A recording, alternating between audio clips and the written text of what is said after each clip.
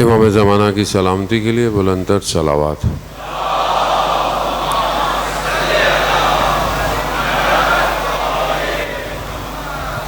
لا حول ولا قوة إلا بالله العلي العظيم۔ حسبنا الله ونعم الوكيل، نعم المولى ونعم النصير۔ اعوذ باللہ من الشیطان الرجیم، بسم اللہ الرحمن الرحیم۔ الحمد للہ الذی یؤمن الخائفین وینجی الصالحین ویزع المستکبرین وَيُهْلِكُ مُلُوكًا وَيَسْتَخْلَفُ آخَرِينَ۔ والصلاة والسلام على رسول ثقلين محبوب رب المشرقين والمغربين جد الحسن والحسين نبينا سيدنا بالقاسم محمد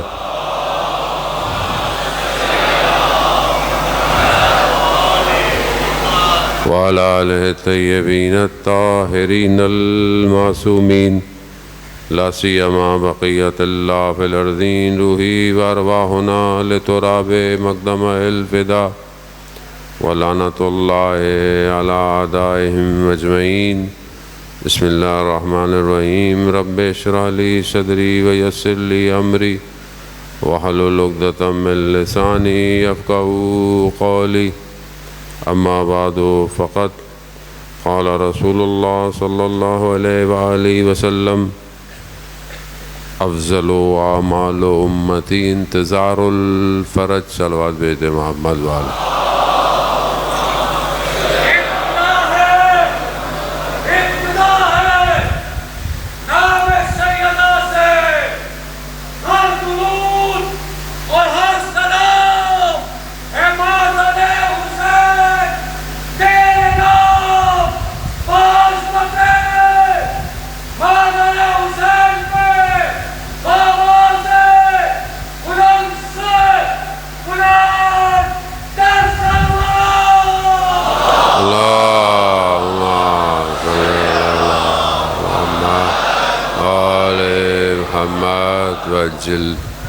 عزیزان محترم، پیغمبر ارشاد فرما رہے ہیں کہ میری امت کا افضل اور بہترین عمل انتظار فرج۔ فرج کے معنی گشائش کے ہیں، کھلنے کے ہیں، آسائش کے ہیں۔ لغات میں اور پھر ہمارے مکتب میں اسے ظہور سے تعبیر کیا گیا کہ بہترین عمل انتظار ہے۔ انتظار دو طرح کا ہے، ایک ایکٹیو ہے اور ایک پیسو۔ یعنی ایک وہ کہ جو بس آپ بیٹھے ہوئے ہیں اور آپ انتظار کر رہے ہیں، کچھ کریں نہیں۔ ایک انتظار وہ ہے کہ جو کچھ کیا جائے، آنے والے سے پہلے کچھ انتظام کیا جائے، لگے کہ میں انتظار کر رہا ہوں۔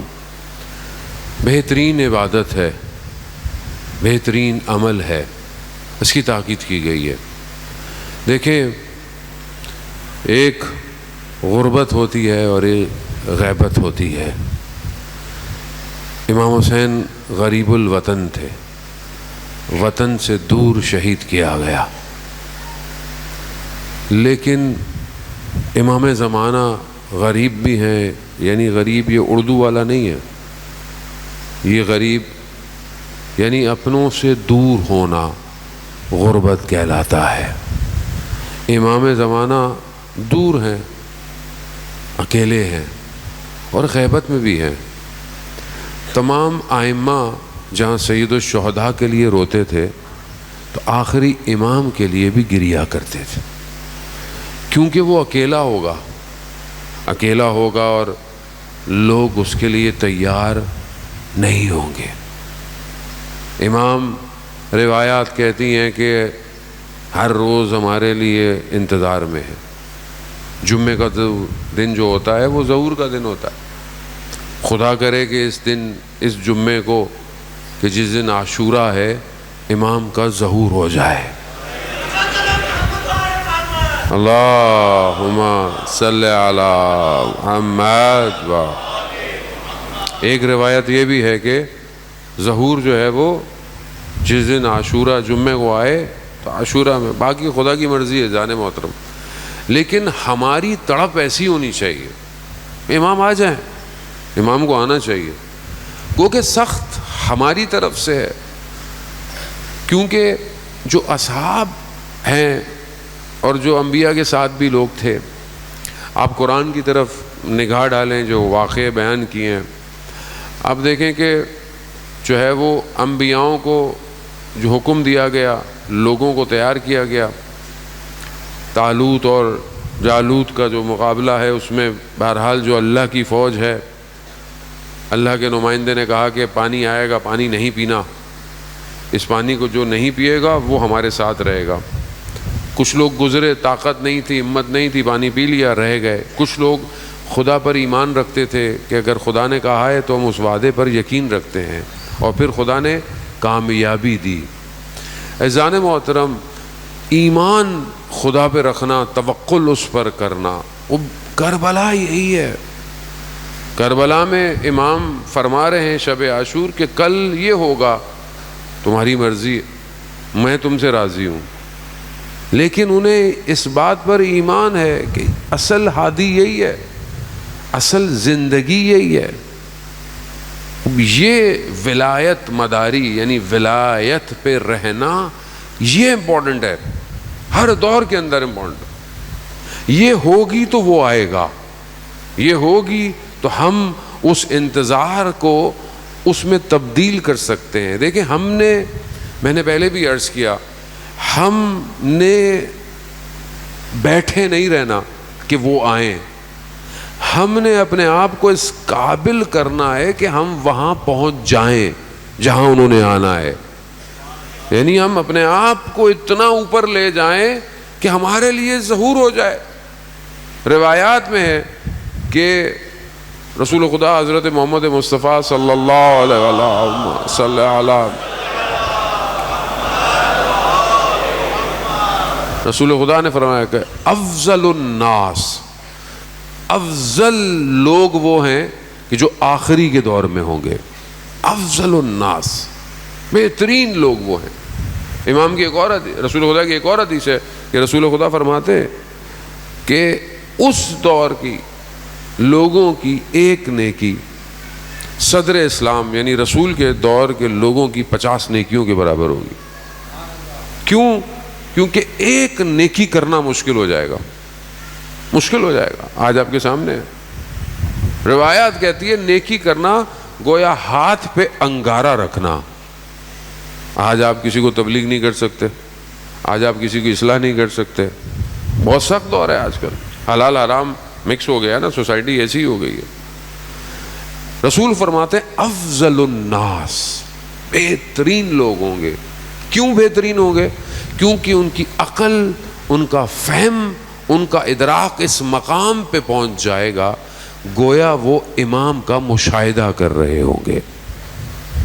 ایسے لوگوں کی ضرورت ہے کہ جو اپنے آپ کو اس مقام پہ لے جائیں کہ وہ اصل ان کے لیے ظہور ہونا مفہوم نہ ہو، وہ خود ظہور میں زندگی گزار رہے ہوں. ایسے ہی لوگوں کی آج آپ کے سامنے جو واقعاً امام کے راستے پر چلتا ہے وہ ایسے ہی پہنچ جاتا ہے. اس کے لیے کوئی سپر پاور نہیں ہوتا. کیوں؟ کیونکہ وہ اللہ کے وعدے پر ڈٹا رہتا ہے. اسلام میں یہ ہوا، لوگوں کو لشکر ہے، کربلا لشکر ہے، دشمن اپنے فوجوں کو لے کر آیا ہے، خوف و ہراس کو لے کر آیا ہے، دولت اور خزانوں کو سب کو لے کر. ادھر کون ہے؟ ادھر وہ لوگ ہیں جنہوں نے اپنے سب کچھ بیچ کر امام کی ولایت خریدی ہے. اور جس نے امام کی ولایت خرید لی اسے دنیا کا کوئی خوف نہیں ہے. اس سے ایک چیز سے آپ دیکھیں کہ کتنی بڑی جو ہے وہاں پر شجاعت پائی جاتی تھی کہ جب وہاب ابن کلبی کا سر تن سے جدا کیا اس کو اہانت کی انہوں نے، دشمن نے. جیسے ہی سر ماں کے پاس آیا، ماں نے سر واپس دے دیا، کہا جو ہم اس راستے پر دیتے ہیں اسے واپس نہیں لیتے ہیں. وہ ولایت مداری ہے نا، ولایت اتنی مضبوط ہے کہ کوئی چیز ہلا نہیں پا رہی ان کو. نامے دیے گئے، شب عاشور یہ دیا گیا کافی، تم ہٹ جاؤ، یہ ہٹ جاؤ. کئی لوگوں کو کئی مشکلات نہیں ہٹے.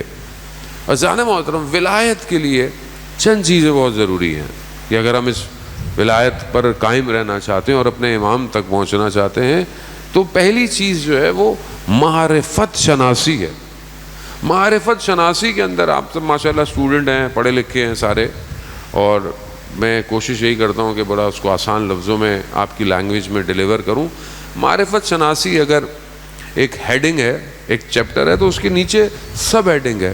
پہلی چیز معرفت. بعضوں کہتے ہیں مولوی صاحب معرفت شناسی کو معرفت شناسی کیا ہے؟ کس چیز کی معرفت؟ اگر ہے بھی تو ہم حاصل کیسے کریں؟ تو معرفت شناسی میں جو پہلے چیپٹر ہے، اسی اندر جو سب چیپٹر ہے وہ خدا شناسی ہے. خدا کی پہچان ہونی چاہیے. خدا کیا ہے؟ خدا میرے لیے کیا ہے؟ میری زندگی میں خدا کہاں ہے؟ میں خدا کو کیسے دیکھتا ہوں؟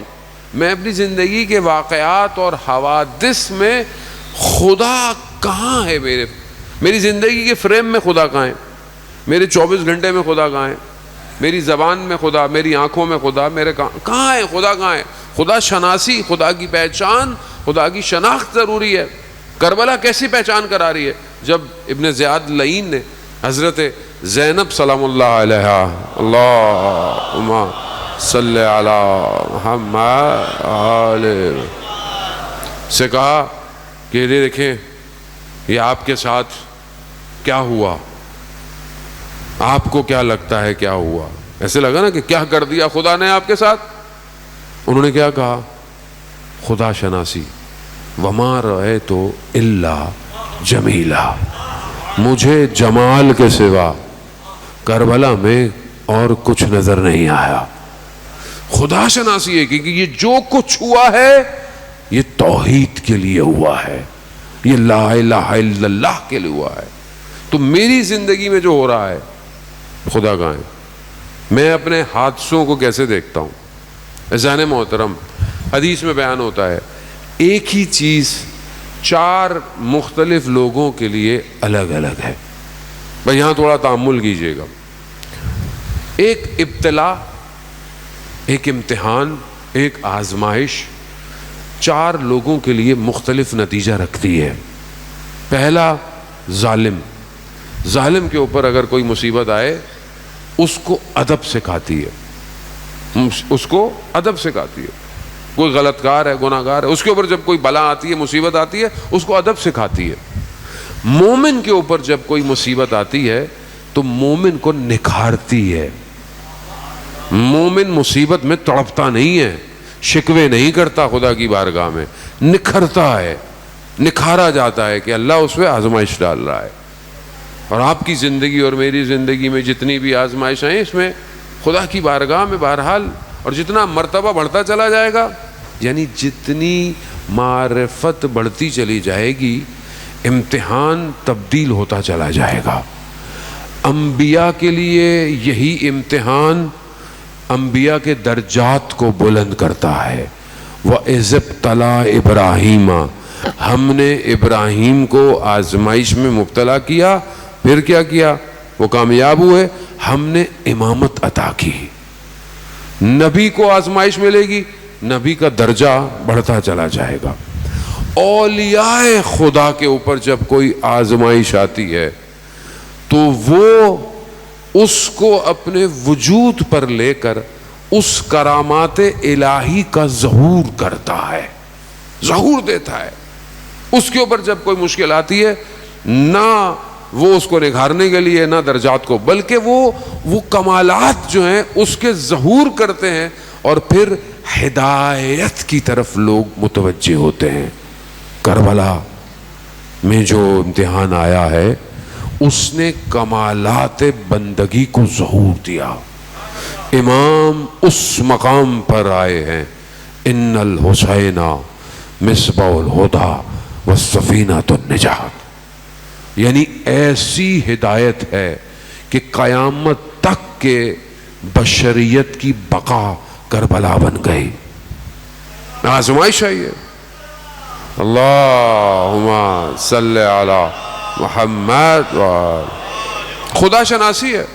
جتنی خدا کی معرفت بڑھتی چلی جائے گی معاملہ بڑھتا چلا جائے گا. جتنا انسان خدا سے دور ہے زمین میں دسا ہوا. اب آپ ایک واقعہ ہے ائمہ سے کوٹ کیا جاتا ہے، امام حسن سے بھی، امام حسین علیہ السلام سے بھی کوٹ کیا جاتا ہے، صلوات بھیجتے محمد وعلیہ اللہم صلی علی محمد. ایک جوان آیا، تو خدا شناسی جوان آیا، کہا مولا میں گناہ کرنا چاہتا ہوں، کیا کروں؟ امام نے کہا گناہ کرنا ہے کرو، مگر اس جگہ گناہ کرنا جہاں خدا کی حکومت نہ ہو، اس جگہ گناہ کرنا جہاں خدا دیکھ نہ رہا ہو. گناہ کرنا تو پھر اللہ کی کوئی بھی نعمت کو استعمال نہیں کرنا. گناہ کرنا ہو تو اس بات کا یقین رکھنا کہ جہنم کی آتش میں نہیں جلو گے.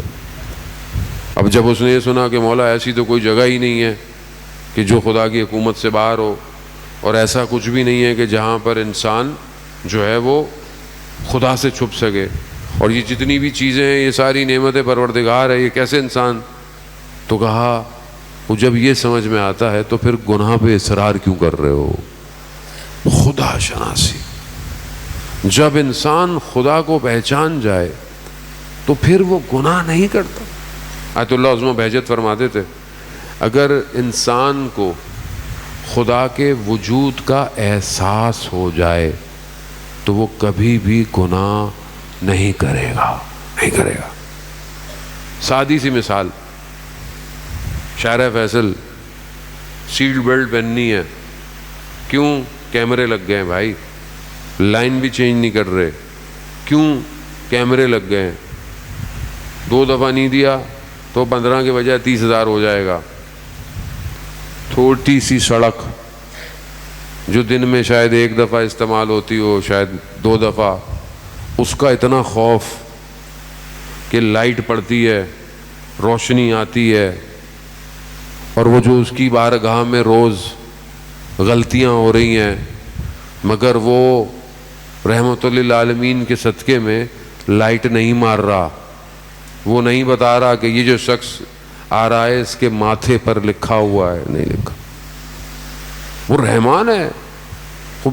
خدا نے اس حصے میں رکھ کر ہمیں آزمائش میں ڈالا ہے. تو معرفت شناسی کے لیے پہلی چیز خدا. یہی شب عاشورہ تھا. شب عاشورہ جو اصحاب بیٹھے ہوئے تھے وہ کیوں ایسے تھے؟ مسلم مسکرا رہے ہیں. حبیب ابن مظاہر نے کہا مسلم مسکرانے کی رات نہیں ہے. کہا میں مسکرا اس لیے رہا ہوں میرے اور خدا کی ملاقات میں چند ساعتوں کا فاصلہ رہ گیا ہے. خدا شناسی تھی نا، لقا اللہ ہے پہلی چیز. دوسری چیز امام شناسی. معرفت میں خدا شناسی. ظاہر ہے نبی رسالت کو پہچانے کے بغیر تو نہ انسان خدا کو پہچان سکتا ہے نہ امام کو پہچان. اور جتنا بھی ہم نبی کے بعد امام کو مانتے ہیں یہ ہم اپنی نہیں مانتے، ہم نبی کی مانتے ہیں. کیوں؟ کیونکہ یہ جتنی کچھ بھی ہم امام کے فضائل بیان کرتے ہیں یہ قال رسول اللہ صلی اللہ علیہ وآلہ وسلم ہے.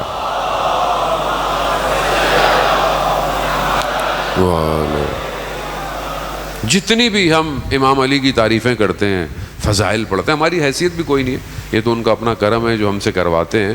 یہ جتنی فضیلت ہیں یہ سب سرکار نے کہی ہیں، ہم کہاں، ہماری کو مجال ہے. وہ جو انہوں نے کہا ہے ہم تو وہی کہتے ہیں. اور ظاہر ہے کہ جب انسان اسی بات پہ عمل کرے گا تو اطاعت کرے گا. تو یہ پورا سیکوینس اوپر ہے.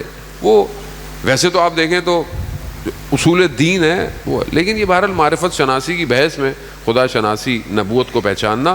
وقت نہیں ہے کہ میں نبوت پہ آپ کو دلائل دوں اور بہت ساری بحث کروں، بس میں گزرنا تھا. امام شناسی بہت مہم ہے.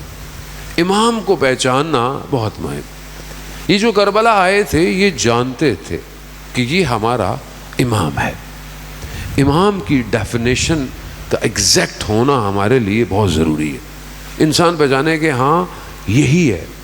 یہ امام صرف ظاہری دنیا کا امام نہیں ہے, یہی امام ہے کہ جو ہمیں اس پورے نظام میں, انسانیت کے اس پیچیدہ سسٹم میں جو شیطان نے بنایا ہوا ہے, یہی امام ہمیں نکال کر آخرت میں لے کے جا سکتا ہے.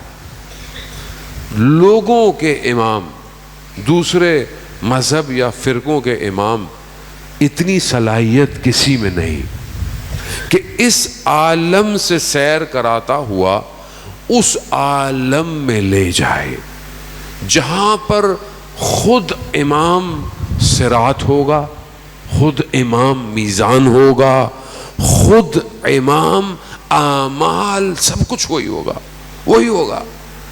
جتنی مسلمانوں کو شوق ہے, ہر کسی کو شوق ہے, مسلمان کے علاوہ بھی لوگوں کو شوق ہے ہیون, ایسی جگہ پہ جانا, اس جنت کو تقسیم کرنے والا امام ہے. اور یہ امامت شناسی ضروری ہے, کیونکہ بہت ساری چیزیں گارنٹیڈ ملی ہوئی ہیں اس لیے احساس نہیں ہے, بچپن سے ملی ہوئی ہیں اس لیے اس کا احساس نہیں ہے, اس لیے محنت بھی نہیں کرتے جانے موت. آپ سوچیں نا, امام کو مانتے ہیں, امام کی کتنی مانتے ہیں؟ 24 گھنٹے میں امام شناسی کا مطلب کیا ہے؟ امام کب پیدا ہوئے, امام کی شہادت کب ہوئی, امام کے والد کون تھے, امام کی والدہ کون تھی, کیا بس یہ کافی ہے؟ اسے امام شناسی نہیں کہتے, یہ تو پاسپورٹ انفارمیشن ہے. امام شناسی جو آگے بڑھے تو اطاعت کی طرف لے جائے, جو اور آگے بڑھے تو ایثار کی طرف لے جائے, جو اور آگے بڑھے تو تولا اور تبرہ کی طرف لے جائے. امامت اسے کہتے ہیں کہ بھئی امام کو پہچانو. اب اس امام کو جو ہم جانتے ہیں, ہم کتنا پہچانتے ہیں اپنے امام کو, کتنا جانتے ہیں؟ مولا کائنات علی ابن ابی طالب علیہ الصلوۃ والسلام, اللہم صلی علیہ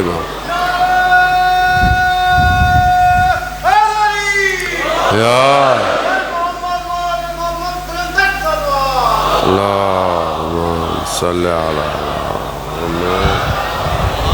عزیزان محترم. یہ امام یعنی مولا کائنات, آپ دیکھیں آپ کہ ہم نے امام کو کتنا پہچانا, ہم نے امام پر کتنی کتاب پڑھی, ہم نے امام کی کتنی چیزیں پڑھی.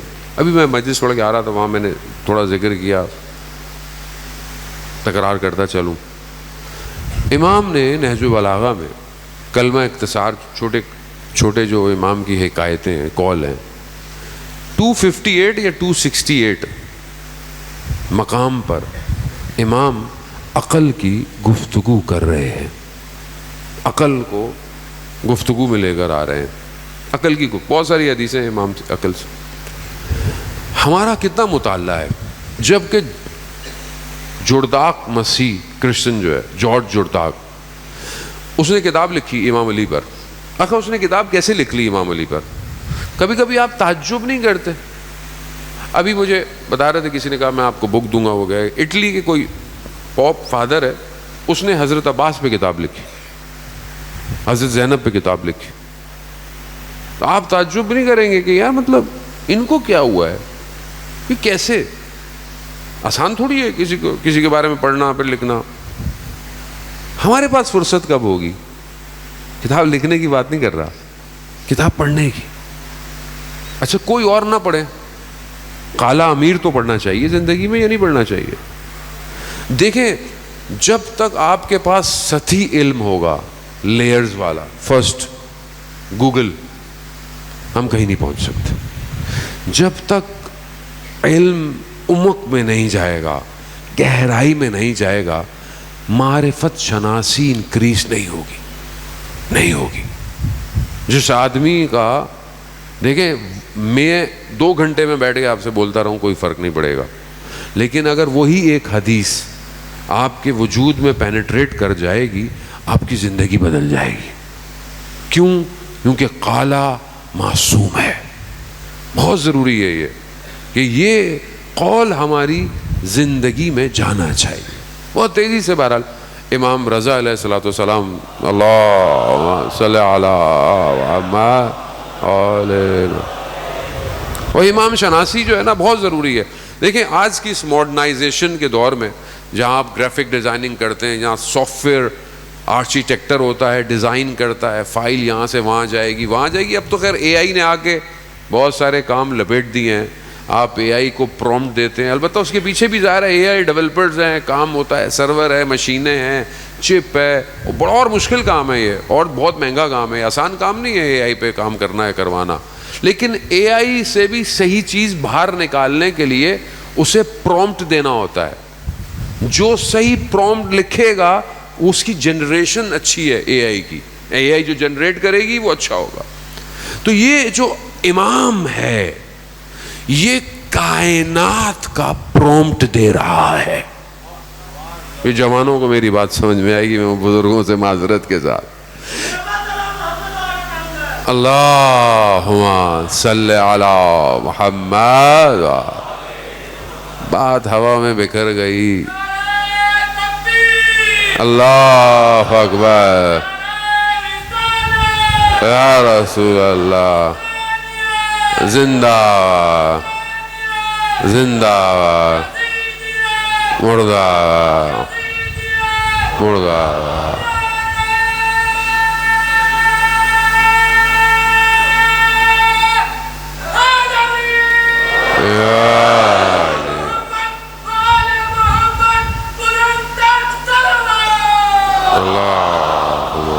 صلی محمد. عزیزان محترم، وہ شاعر نے کہا نا، سچ کے بدلے سولی چڑھا دیا، لوگوں نے میرا مرتبہ کتنا بڑھا دیا. سائل کی آدھی بات ہوا میں بکھر گئی، صاحب نے جلد کار کا شیشہ چڑھا دیا. تو میری بات ہوا میں بکھر گئی اصل میں. دیکھیں بات یہ ہے، میں دوبارہ نیچے آتا ہوں. دیکھیں کائنات، دوبارہ واپس آتا ہوں. شخص نے پوچھا امام جعفر صادق علیہ الصلوۃ والسلام صلی اللہ صلی علی محمد آل محمد. اس سے پیچھے اور نیچے چلا جاتا ہوں. شخص امام کے پاس آیا، امام کا چاہنے والا تھا. امام سے کہتا ہے مولا آپ کی خدمت میں آیا ہوں، کہیں سے ہوتا ہوا آیا. امام نے پوچھا تمہارا بھائی کیسا ہے؟ کہا مولا ٹھیک ہے مگر آپ کے معاملے میں شک کرتا ہے. امامت شناسی کی کلاس ہو رہی ہے، یہ یاد رکھیے گا، ادھر ادھر مت جائیے گا. آپ کے بارے میں شک کرتا ہے. کس چیز کے بارے میں؟ بریکٹ میں، یعنی آپ امام، وہی امام جو کہتے ہیں شک کرتا ہے. تو اسی لیے احتیاط کرتا ہے. یعنی وہاں کہ بھئی ابھی آپ کے معاملے میں آپ کو مانتا نہیں ہے، احتیاط کرتا ہے. امام نے کہا ٹھیک ہے. اس سے کہنا فلانے سفر میں فلانے درخت کے نیچے احتیاط کیوں نہیں کی. اب اسے تو کچھ نہیں پتا تھا. گیا بھائی سے بولا مولا کی خدمت میں حاضر ہوا، مولا نے تمہارا پوچھا مجھ سے، میں نے کہا کہ آپ کے معاملے میں احتیاط کرتا ہے. تو امام نے مجھے کہا مجھے سمجھ میں نہیں آیا، مطلب میں نے کہا تم سے پوچھوں. امام فرما رہے تھے کہ فلانے سفر میں فلانے درخت کے نیچے احتیاط کیوں نہیں کی. چہرے کا رنگ زرد ہو گیا. امام کہا کیا ہوا؟ کہا کوئی بھی نہیں تھا. کہا ہوا کیا؟ کہا میں سفر پہ جا رہا تھا، ایک تاجر میرے ساتھ تھا، ہم سفر کر رہے تھے، اس کی کنیز بھی میرے ساتھ تھی. وسوسہ آیا، کسی بہانے خلوت ملی، کوئی نہیں تھا. درخت رنگ اڑ گیا. کائنات واپس. شخص نے کہا مولا کچھ بھی پوچھو آپ بتا دیتے ہیں. کہا تمہارے سامنے کھانے کا برتن رکھا ہو تو کہاں سے اٹھاؤ گے؟ کہا مولا کہیں سے بھی اٹھا لوں گا، سامنے ہے. کہا کائنات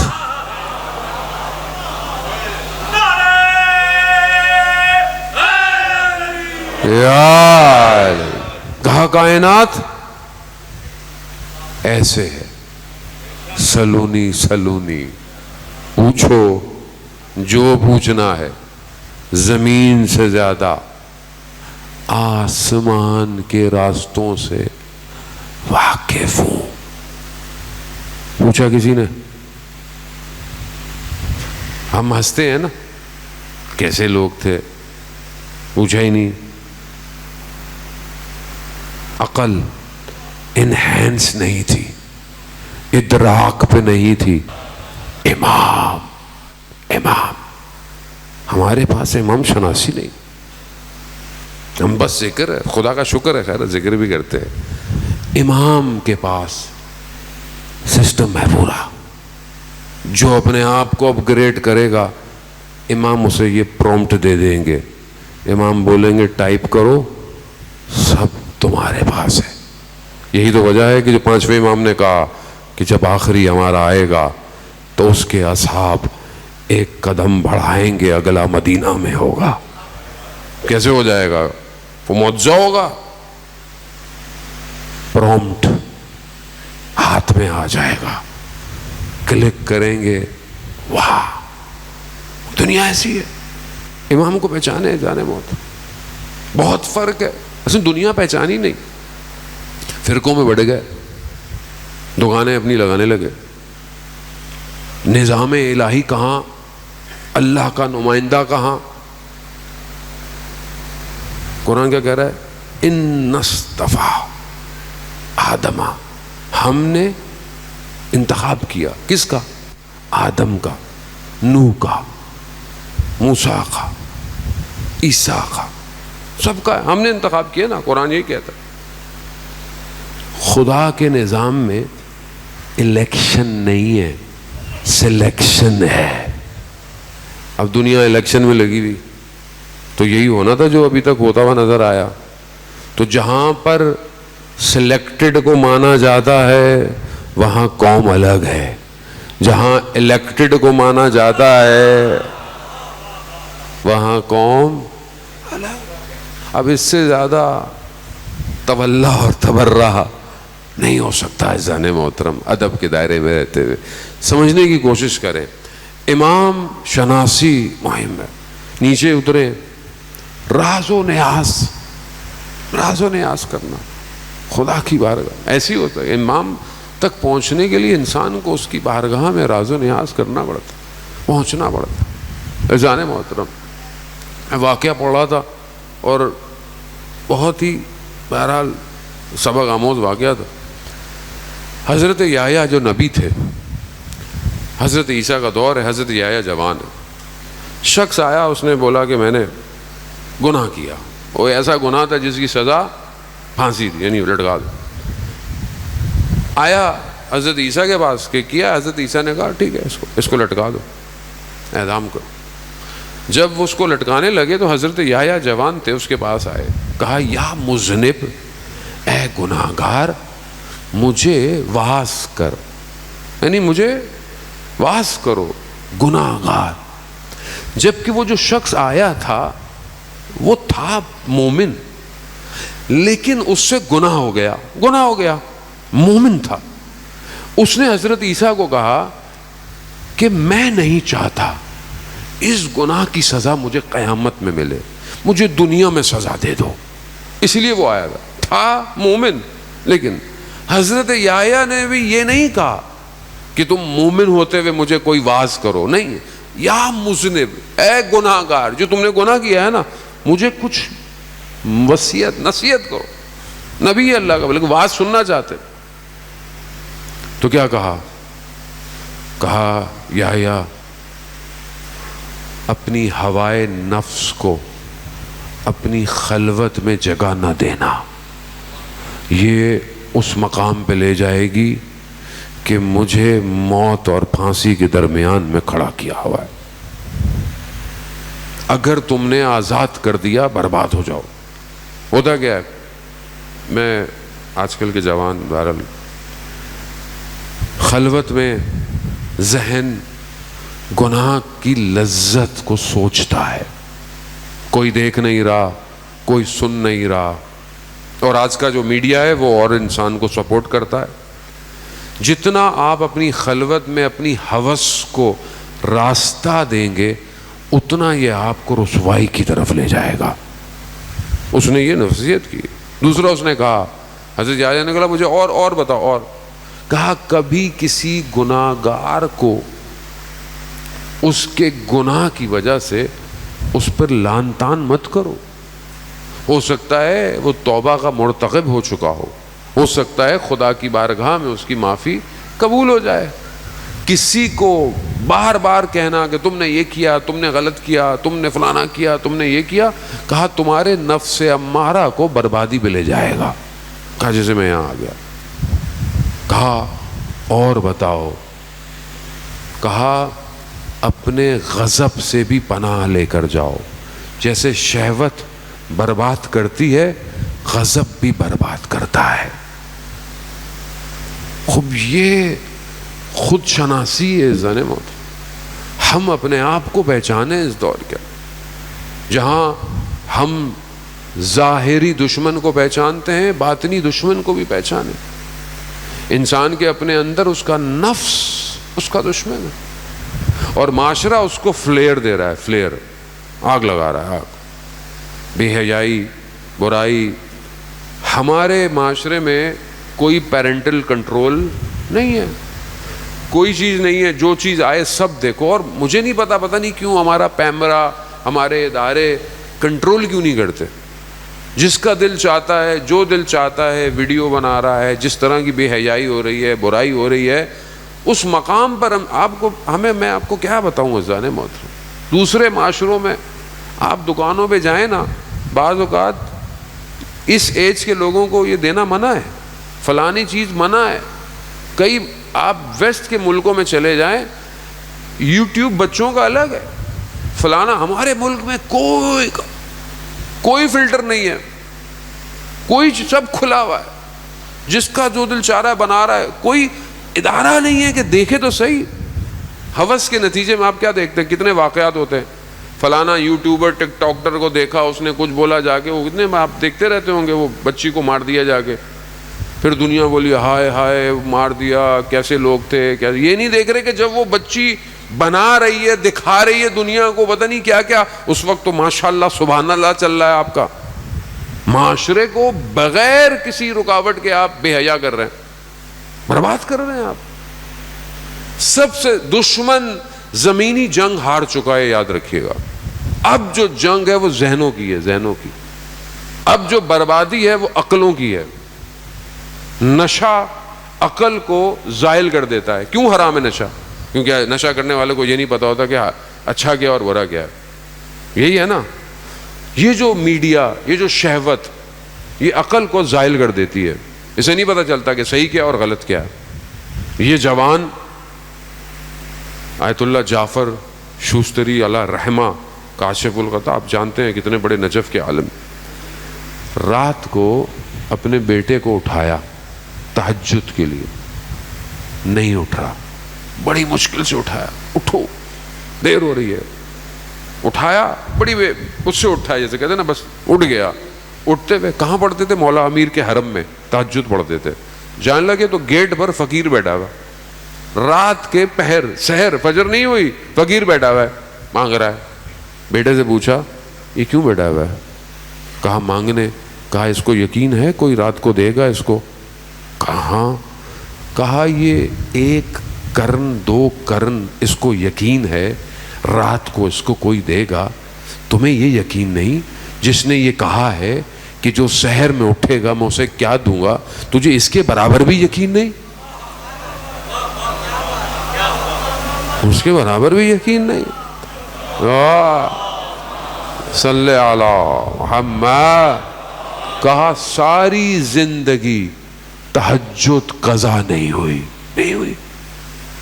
کہا جو لوگوں پہ یقین کر سکتا ہے اس پہ یقین کرو.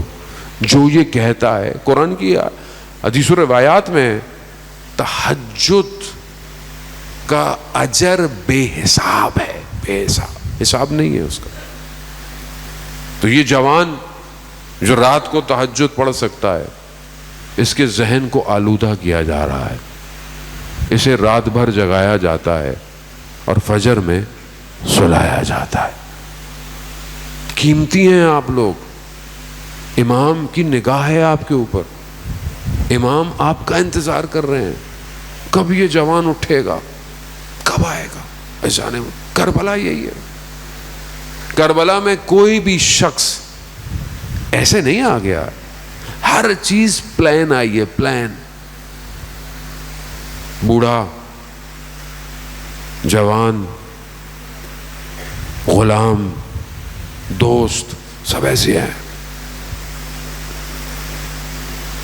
لوگوں نے بولا، بچہ تھا چھوٹا سا، چھوٹا بچہ وقت کے یزید کو للکارنے آیا تھا۔ سید الشہداء ایسے نہیں لے کر آئے۔ بہت بڑے عالم دین مرثیہ خواں نجف میں ہوتے تھے، اور حاج مرزوق ان کا نام تھا۔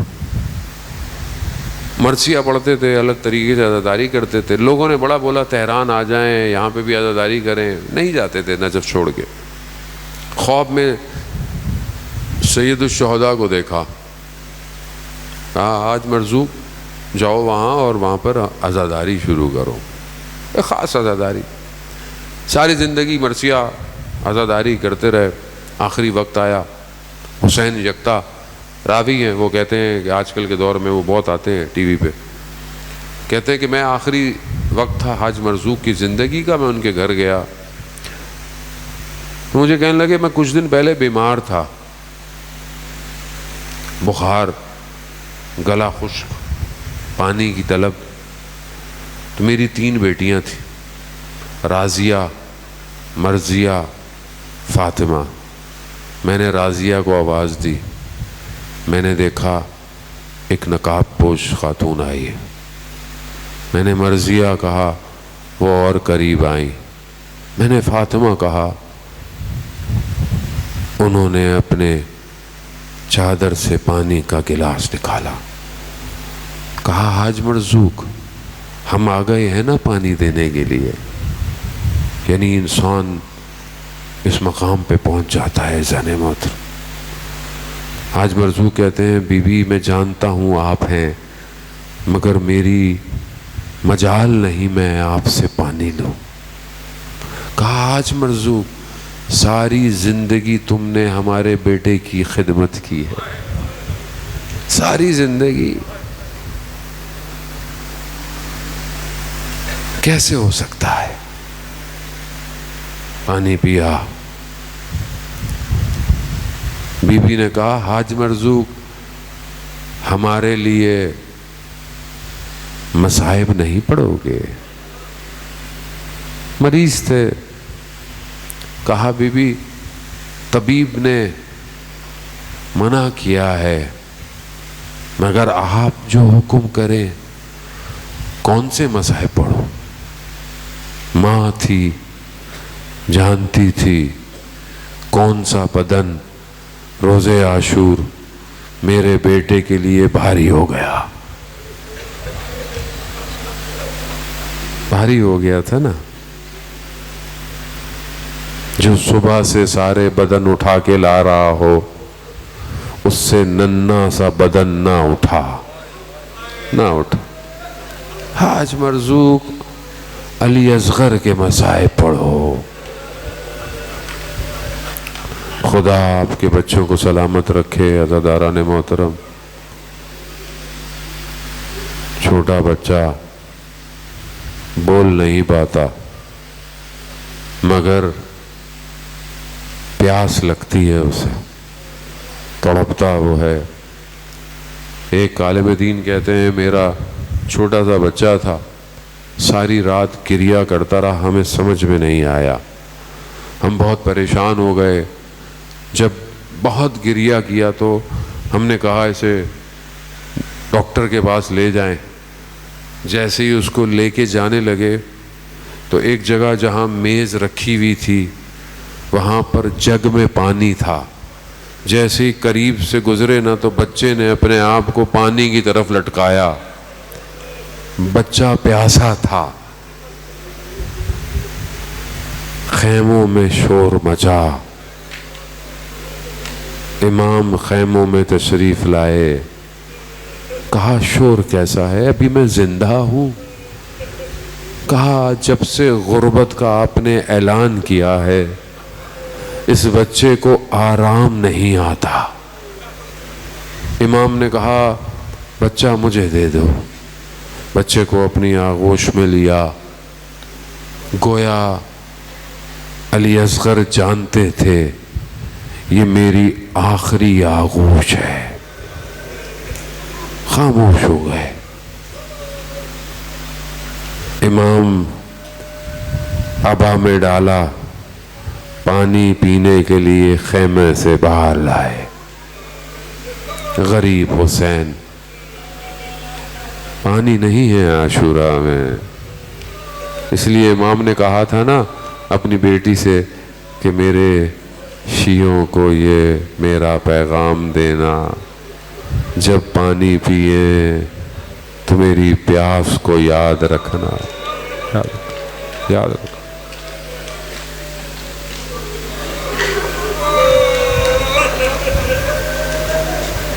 ابا میں ڈالا، اونچائی پہ چلے گئے۔ ابا ہٹائی تو لوگوں نے دیکھا ایک مرجھایا ہوا پھول ہے۔ پیاس کی شدت نے علی اصغر کو کس طریقے سے کر دیا۔ امام نے یہی کہا کہ اس بچے کو پانی دے دو۔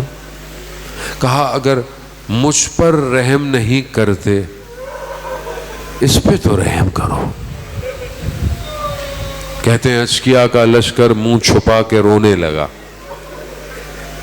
بعض مقتل کہتے ہیں امام نے جناب علی اصغر کو دشت کربلا میں رکھ دیا کہ شاید کسی کو یہ ہو کہ پانی میں نے پینا ہے، ایسے دے دو۔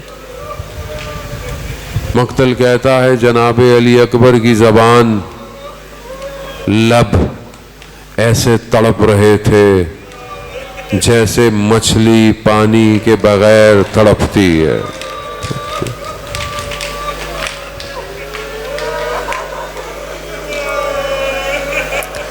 تھوڑی دیر پیاس برداشت نہیں کر سکتے آپ، خدا کا سبیلیں لگی ہوئی ہیں۔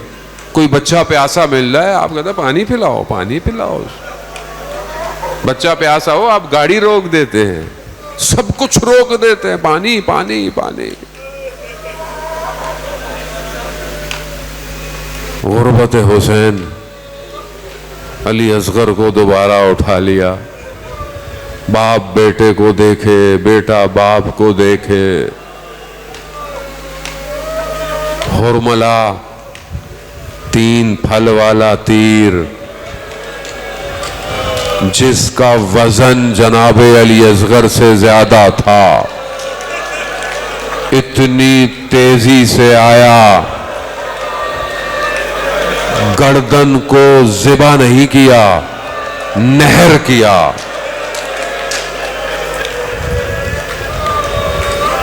جناب سیدہ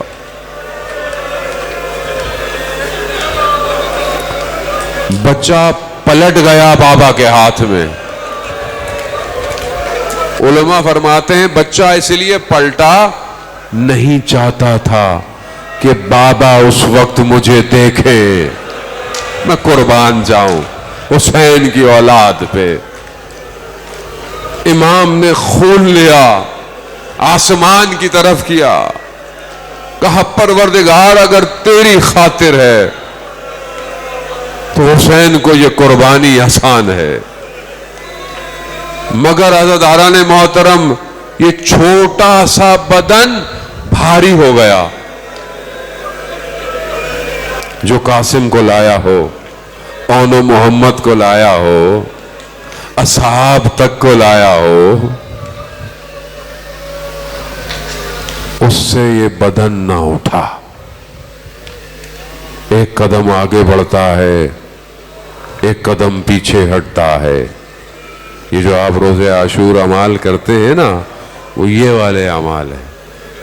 ہاتھ میں قرآن کا پارا قدم آگے بڑھ رہا ہے، پیچھے ہٹ رہا ہے. انا للہ و انا الیہ راجعون.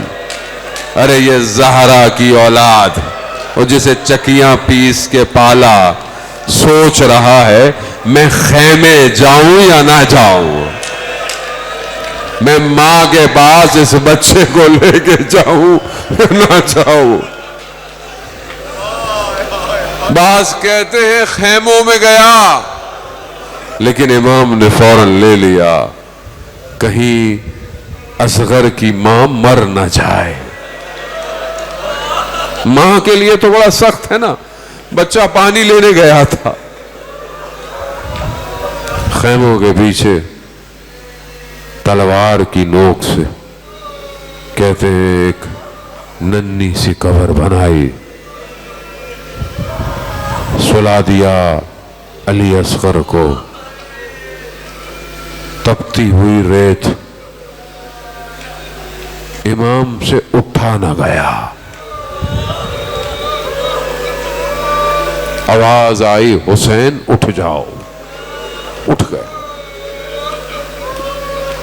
ظلم ختم نہیں ہوا. یہ بچہ 3 دفعہ شہید ہوا. سن پائیں گے آپ؟ نہر ہوا، شام غریباں دشمن نے بدن گننا شروع کیے. کسی نے کہا ایک چھوٹا بچہ بھی تو تھا، کہاں کہیں دفنایا تھا. رات کی تاریکی، نیزے ہاتھ میں لیے زمین میں گھوپتے رہے. رباب کی کمائی ایک نیزے میں آ گئی. تیسری مصیبت مجھ سے نہیں پڑی جائے گی عزاداران محترم. بس آپ سے التماس دعا، جناب علی اصغر بیمار بچوں کو شفا دے، بے اولادوں کو اولاد دے. بس اتنا کہوں گا، جب پانی پیا کریں اس بچے کی پیاس یاد کیا کریں. اس کی پیاس تیر سے بجھی. اب جب پہلی دفعہ لٹے ہوئے قافلے کو پانی ملا، چھوٹی سی بچی پانی لے کر دوڑ رہی ہے. میرے بھائی علی اصغر، پانی آ گیا. میری ماں تو میرا غم نہ کرنا. میری ماں تو میرا غم نہ کرنا.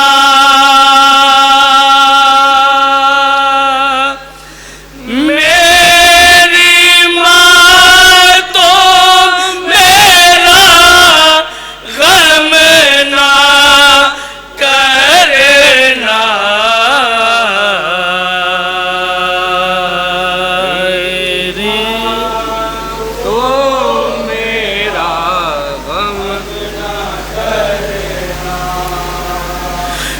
بے زبان یہ جھولے سے آواز دی، اپنے اصغر کا لو اب سلام آخری.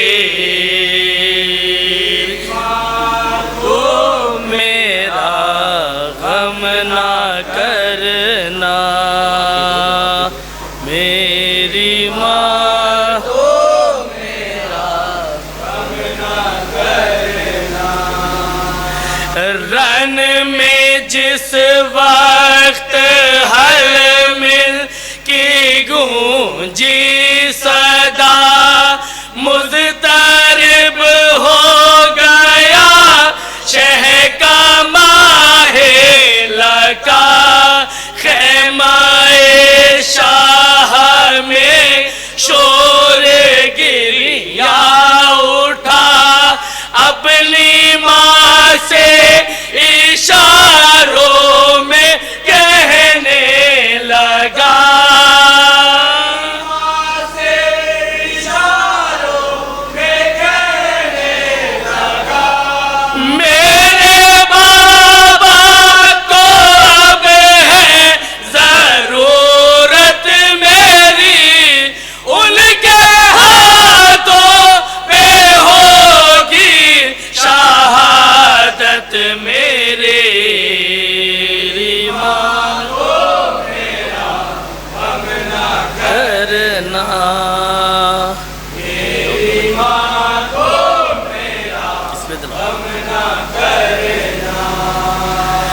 فرض انصار اپنا ادا کر چکے، تیغ کھا کر گرے سوئے کوثر گئے، ایک عابد ہے بس وہ ہے غش میں پڑے، کون بابا کی جا کے مدد اب کرے، بابا کی جا کے مدد اب کرے، رن کو جانا ہے اب ذمہ داری میری، آ گئی جان دینے کی باری میری، مصرے اس مصرے میں توجہ چاہتا ہوں آپ کی، میری ماں کو میرا غم نہ کرنا، بولنا تک ابھی مجھ کو آیا نہیں، ننھے ہاتھوں نے کچھ بھی اٹھایا نہیں، تیر و شمشیر میں نے چلایا نہیں، جنگ کرنا کسی نے سکھایا نہیں، جنگ کرنا کسی نے سکھایا نہیں، میرے ہاتھوں میں نیزانہ تلوار ہے، بس یسوع کی زبان میرا ہتھیار ہے، میری ماں کو میرا غم نہ کرنا، میری ماں کو میرا غم نہ کرنا، میرا بابا ہے فوجوں میں تنہا گھرا، اس کی نصرت کو جانا ہے فرض میرا، رن سے آنے لگی المدد کی صدا، کاٹ دینا لئی ہائے سوکھا گلا، کاٹ دینا لئی ہائے سوکھا گلا، میرے رہتے مگر ایسا ممکن نہیں، میں الٹ دوں گا یہ آسماں اور زمین، ماں کو میرا غم نہ کرنا، میری ماں کو میرا غم نہ کرنا، جتنا دل چاہے رو میرے بابا پہ رو، نوجوانی یہ اکبر کا نوحہ پڑھو، جس کے شان کٹے اس کا ماتم کرو، میرا کیا ہے سنو میری